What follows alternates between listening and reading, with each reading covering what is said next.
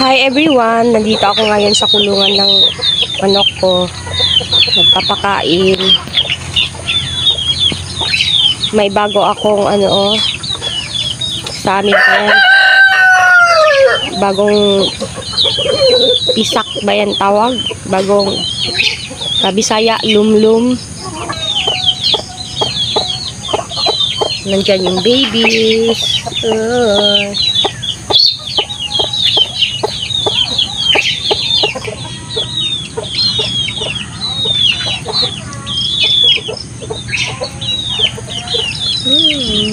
Ang ganda ng niya. Balahibo. Ang dami kong feeds dito, yung reject na sa tindahan ko. Ganyan pa, mga reject. Ito yung mga reject. Marami akong ganito meron pa 8 sacks na reject. Kasi powder na siya, tingnan nyo. Yung ganun na siya, powder. Sayang guys. Nandyan sila, Nandoon si Tonton, hindi nakapasok. Tonton!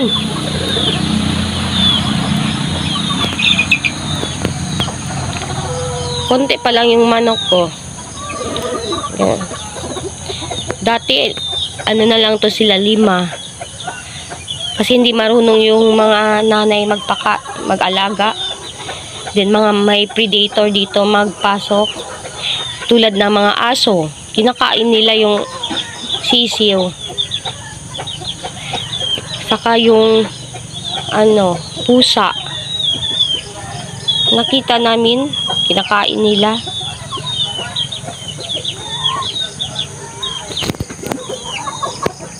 Tapos na silang kumain, guys. Konti pa lang yung manok ko.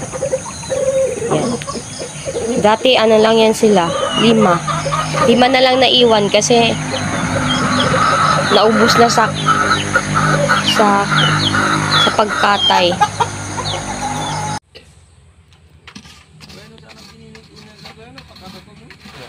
Dito pala guys, gumawa kami ng farrow extension, farrowing pen. Kasi malapit na mga anak yung isang mama pig ko. Ang size nito is 8 by 12. Ayaw kay puna,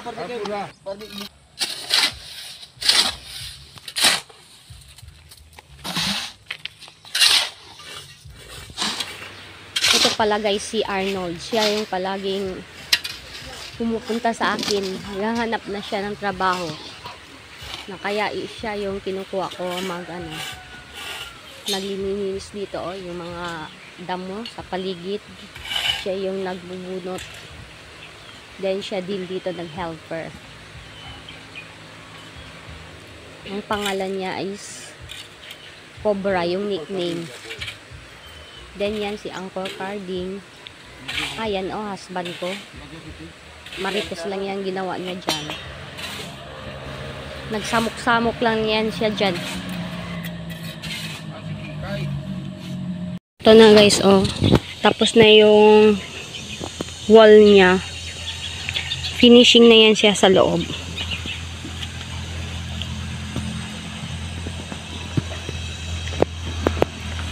Kahoy na yung kulang dito, Kahoy, magpaputol pa kami ng puno ng lubi. Isang puno ng lubi.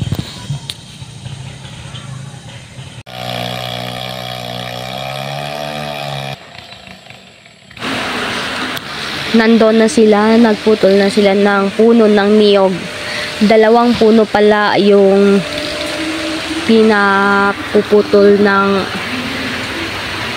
ng karpentero kasi kulang yung isa. Nandito na yung mga lumber, coco lumber. Ito na yung pinutol na coco. Nandito, sinemento na. Kailangan ng kahoy, ilagay dito, then lalagyan na yan sa Monday ng poste.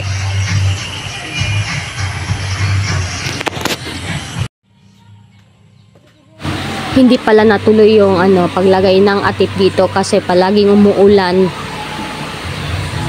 Basa. malakas yung ulan dito. Kaya sa susunod na araw na lang, maglagay na kami ng atip, guys. Nao. Unsa kol? Patungan.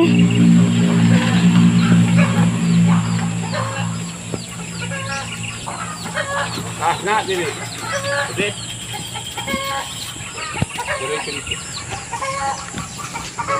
Maglagay kami ng atip. Doon, oh. Makulimlim yung panahon.